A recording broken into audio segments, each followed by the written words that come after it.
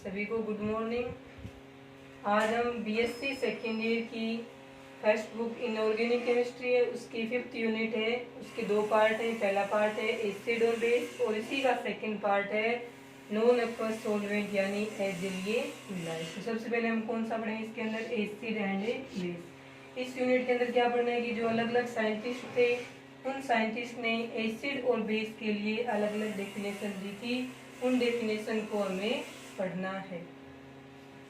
ठीक है, तो सबसे पहले इसके अंदर कौन से की डेफिनेशन आएगी, आर्हेनियस है। सबसे पहले इसमें आएगी आर्हेनियस की डेफिनेशन। देखिए आर्हेनियस ने इसके बारे में क्या बताया था।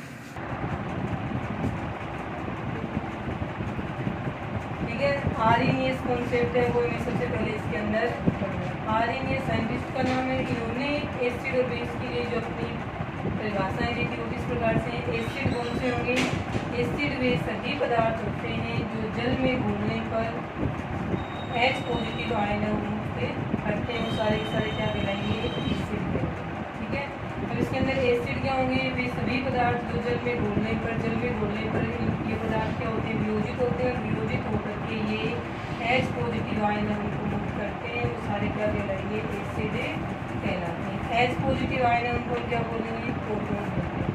इसके अंदर देखिए एग्जाम्पल इसका HCl हाइड्रोजन क्लोराइड, इसको जल में घोलने पर ये क्या बनाते हैं, H पॉजिटिव यानी क्या बनाते हैं इसमें प्रोटॉन, इसके साथ में क्या है। अब ये HCl जल में वियोजित करने पे H पॉजिटिव आयन मुक्त कर रहा है, इस कारण से HCl वो क्या हो गया।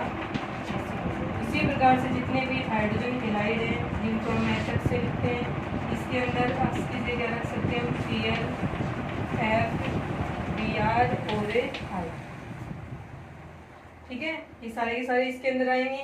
तो ये कौन से होंगे, जैसे HCl है, HBr है, HF है और HID, ये सारे के सारे क्या होते हैं, एसिड कहलाएंगे। क्योंकि ये चारों के चारों जो क्या करते हैं, इनको जल में घोलने पर ये H पॉजिटिव आयन मुक्त करते हैं, इसलिए क्या कहलाएंगे, एसिड कहलाएंगे। ठीक है, उसके बाद में देखो इसी तरह से एसिड की डेफिनेशन, एसिड के बाद में बेस की डेफिनेशन है वो आर्हेनियस ने दी थी, वो किस प्रकार से है वो देखेंगे।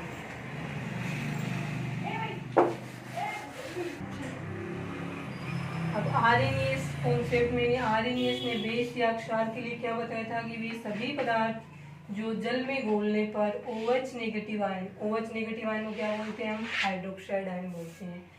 तो वे सभी पदार्थ जो जल में घोलने पर OH नेगेटिव आयन मुक्त करते हैं वो क्या कहलाएंगे, बेस कहलाते हैं। ठीक है, ये आर्हेनियस के अनुसार है बेस की परिभाषा। अब ये जो एग्जाम्पल है इसका BOH कॉमन एग्जाम्पल, ये इसको जल में घोलने पर ये वियोजित होकर के B पॉजिटिव और OH नेगेटिव आयन बनाता है। अब इस डेफिनेशन के अनुसार ये जो BOH है वो OH नेगेटिव आयन मुक्त कर रहा है, तो ये BOH यहाँ पे क्या हो गया, बेस या क्षार हो गया।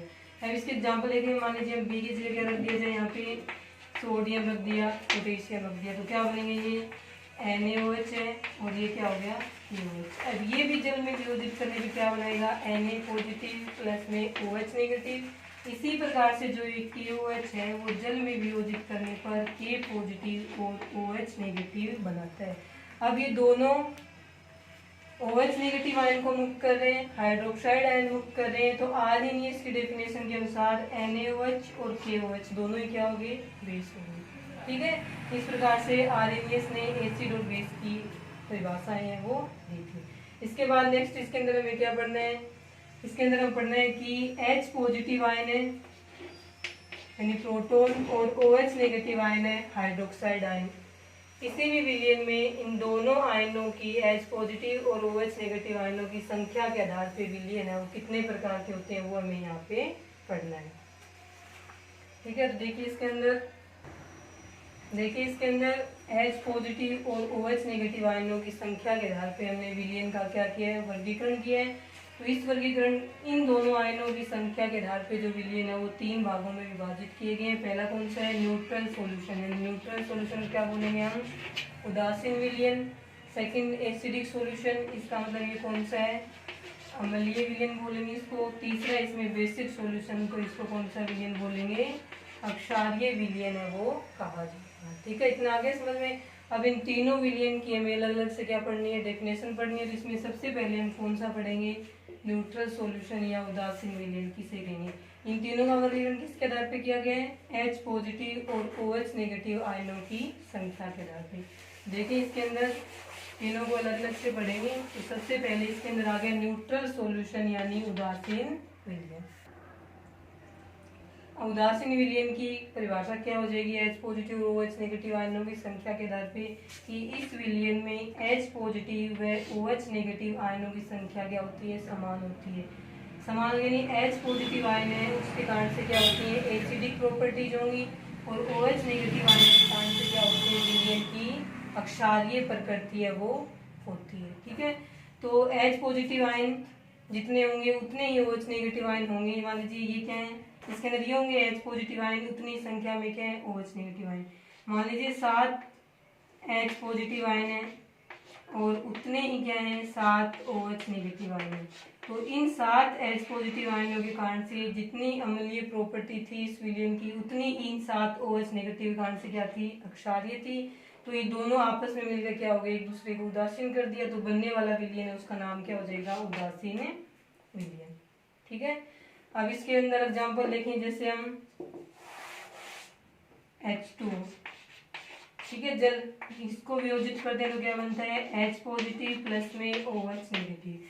तो H2 वियोजित होकर के बराबर संख्या में H पॉजिटिव और OH नेगेटिव आयन मुक्त कर रहे हैं। इस कारण से H2O क्या बोलते हैं, उदासीन विलयन है वो कहा जाएगा। H2O की या उदासीन विलयन की जो pH है वो कितनी होती है, 7 होती है। ठीक है, अब इसमें एक आता है इसके अंदर उदासीनीकरण अभिक्रिया।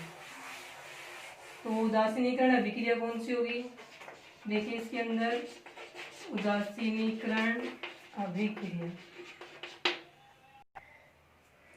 उदासीनीकरण क्रिया कौन सी होती है कि वह क्रिया जिसमें एसिड का H पॉजिटिव आयन, ये हमने आर्सेनिक के अनुसार बता रहे हैं कि एसिड H पॉजिटिव आयन दे रहा है। ठीक है, तो वह क्रिया जिसमें एसिड का H पॉजिटिव आयन व बेस का OH नेगेटिव आयन आपस में क्रिया करके H2O का अणु बनाते हैं, वो क्रिया क्या कहलाएगी, उदासीनीकरण क्रिया कहलाती है। ठीक है, अब डायरेक्ट हम ये भी देख सकते हैं कि एसिड जो H पॉजिटिव आयन देता है प्लस में बेस है वो OH नेगेटिव आयन देगा, दोनों आपस में क्रिया करके क्या बना रहे हैं, H2O बना रहे हैं। H2O भी हमने देखा था क्या होता है, उदासीन विलयन होता है। तो ये एसिड और ये बेस दोनों आपस में मिलकर एक दूसरे के जो गुण होते हैं उनको नष्ट कर देंगे, तो बनने वाला विलयन कैसा होगा, उदासीन विलयन होगा। ठीक है, अब इसके अंदर देखें ये वाला हो जाएगा एसिड, एसिड की जगह जैसे हमने रख दिया यहाँ पे HCl प्लस में बेस की जगह में रख दिया NaOH। तो ये दोनों आपस में मिलकर क्या बनाएंगे, एक तो उन्होंने बना लिया NaCl प्लस में ये क्या बन गया, H2। H2 का अणु बना लिया, साथ में क्या बन गया, साल्ट बन गया, सोडियम क्लोराइड। तो एसिड और बेस के आपस में क्रिया करके लवण और जल बनाने की क्रिया है वो भी क्या कहलाएगी, उदासीनीकरण अभिक्रिया। या फिर ये बोलेंगे H पॉजिटिव आयन जो एसिड देता है और OH नेगेटिव आयन जो हाइड्रोक्साइड आयन के द्वारा दिया जाता है, इन दोनों के आपस में क्रिया करके H2O का अणु या H2O विलयन बनाने की जो क्रिया होती है वो भी किसी में आएगी, उदासीनीकरण अभिक्रिया में आएगी। ठीक है, उसके बाद में हमने सेकंड विलयन का टाइप है अम्लीय विलयन है वो पढ़ेंगे। ठीक है, सेकंड टाइप है विलयन का उदासीन विलयन के बाद में अम्लीय विलयन या एसिडिक सॉल्यूशन। तो इसकी डेफिनेशन क्या हो जाएगी, वह विलयन जिसमें H पॉजिटिव आयनों की संख्या OH नेगेटिव आयनों की संख्या से ज्यादा होती है वो क्या कहलाएगा, अम्लीय विलयन कहलाएगा। बताया था इसके अंदर कि H पॉजिटिव आयनों के कारण से क्या होता है, उसमें किसी भी विलयन में अम्लीय गुण होते हैं और OH नेगेटिव आयनों के कारण अक्षारीय गुण होते हैं। जब भी किसी विलयन में OH नेगेटिव आयनों की तुलना में H पॉजिटिव आयनों की संख्या ज्यादा होगी तो उसमें अम्लीय गुण क्या होंगे, ज्यादा होंगे, क्योंकि अम्लीय गुण इनके कारण से उत्पन्न हो रहे हैं और इन H पॉजिटिव आयनों की संख्या OH नेगेटिव आयनों की संख्या से ज्यादा है।